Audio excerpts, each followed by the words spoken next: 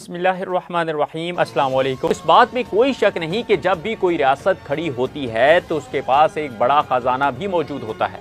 और सल्जूकी रियासत जिसने तारीख में बहुत से इलाके फतह करते हुए माले गनीमत भी इकट्ठा कर रखा था, उसके पास भी एक बड़ा खजाना मौजूद था। लेकिन जिस दौर में सल्जूकी रियासत खत्म हो रही थी, उस दौर में उस रियासत पर ज्यादातर मंगोलों का असर और रसूख था, जिसका मतलब ये था कि मंगोल पहले ही सल्जूकों के खजाने पर हाथ साफ कर रहे थे। और हत्ता कि अब सल्जूकी रियासत मंगोलों को बाकी कबाइल से टैक्स इकट्ठा करके भी फराहम करती थी, यानी मुमकिना तौर पर सल्जूकी खजाना काफी हद तक कम होकर रह गया था।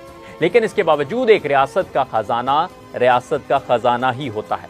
और इस खजाने का तारीख में भी बाज़ जगह पर जिक्र उस्मानी रियासत के कयाम के साथ जुड़ा हुआ नजर आता है। और वो ऐसे कि जब उस्मान बे नई रियासत क़याम अमल में ला रहे थे तो उस वक्त खुफिया तौर पर सल्जूकी सुल्तान की तरफ से बेइम की मदद की गई थी और उन्हें फौज को ताकतवर बनाने के लिए खुसूसी तौर पर खजाने से इस तरह भी नवाजा गया था कि बहुत से हथियार और फौज की जरूरियात पूरी करने के लवाजमात फ्राहम किए गए थे। तो यूं बज़ाहिर ये बात नजर आती है कि सल्जूकों का खजाना उस्मान बे यानी इकाइयों के पास ही आया।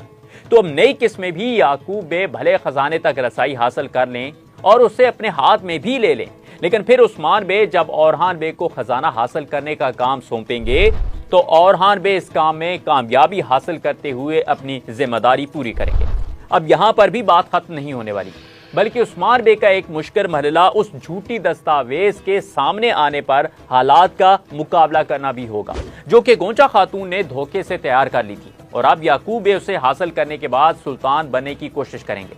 लेकिन इस बारे में आपको बता दें कि उस्मान बे आगे जाकर इस दस्तावेज को भी एक धोखा साबित करने में कामयाब हो सकते हैं, क्योंकि एक तो उस्मान बे उस मोहर को हासिल कर सकते हैं जो कि सुल्तान मसूद के पास थी, यानी अलाउद्दीन के पास सिर्फ खजाने का नक्शा ही नहीं होगा बल्कि उसके अलावा भी सुल्तान मसूद की अहम सुल्तानी चीजें अलाउद्दीन के पास मौजूद दिखाई जा सकती हैं, जो कि उन्हें सुल्तान मसूद की तरफ से ही फराहम की गई हों, जो कि याकूब बे और उनकी बेटी गोंचा खातून का धोखा साबित करने में मददगार साबित होंगी। यानी नई किस्में कोई एक नहीं बल्कि बहुत से नए इंकशाफात भी सामने आएंगे और उस्मान बे ऐन मौके पर याकूब बे के तमाम तुर्कमानों का सरदार बनने का ख्वाब चकनाचूर कर डालेंगे। और यूं याकूब बे और उस्मान बे के माबैन इख्तलाफात में मजीद इजाफा दिखाया जाएगा, क्योंकि तारीख के मुताबिक भी इन दो कबाइल के माबैन अभी मजीद लड़ाई जारी रहेगी, जो कि तवील अरसे तक दिखाई जाती रहेगी। इसीलिए तो महमद बे को भी इकाइयों का शदीद मुखालिफ दिखाया गया है, जो कि याकूब बे के बाद अपने कबीले का सरदार मुकर्रर होना है।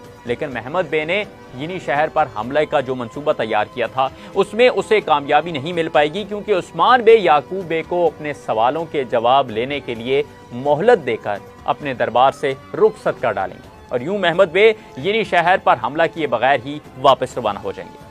लेकिन नाज़रीन, यहाँ इस हवाले से एक सूरत हाल हम आप सबके लिए भी लेकर आए हैं, और वो यह है कि चौथे सीजन में भी सल्जूकी मोहर को हासिल करने की एक तगो दो दिखाई गई थी। तो आपने हमें बताना है कि चौथे यानी गुज़िश्ता सीजन में उस्मान बे ने सल्जूकी मोहर हासिल की थी या नहीं। अपने जवाब से हमें जरूर आगाह कीजिएगा। तो इसी के साथ वीडियो को लाइक करना, फेसबुक, ट्विटर और टिकटॉक पर हमें फॉलो करना बिल्कुल मत भूलिएगा। फिर से हाजिर होंगे, तब तक के लिए इजाजत दीजिए। अल्लाह निगहबान।